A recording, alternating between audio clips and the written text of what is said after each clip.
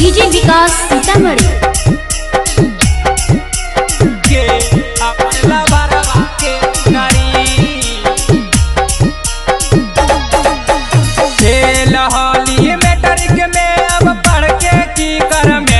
बैठे घरवा के सुनरी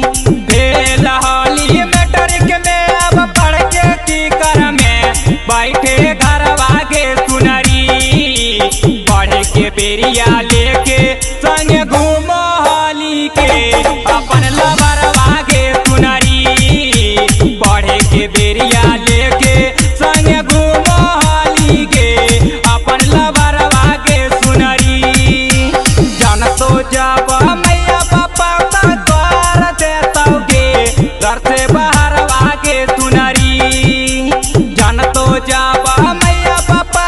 कर देतोगे घर से बाहर आगे सुनरी पढ़ के बेरिया लेके संग घूमो होली के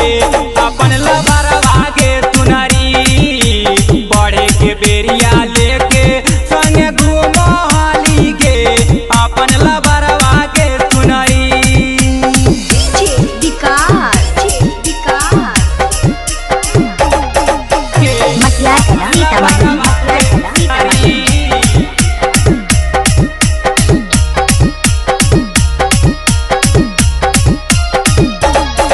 आगे यारावा के चलते चौड़ी काट के लौगे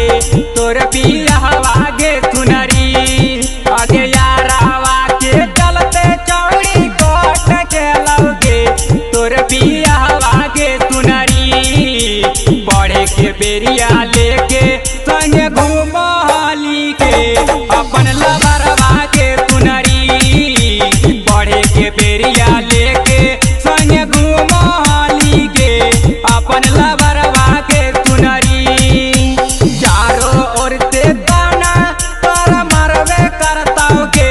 पाटी पाटी डरवा के सुनरी चारों ओर से ताना पर मरवे करताओगे पाटी पाटी डरवा के सुनरी पढ़े के बेरिया लेके संग घूरो होली के अपन लबरवा के सुनरी पढ़े के बेरिया लेके संग घूरो होली के अपन लबरवा के सुनरी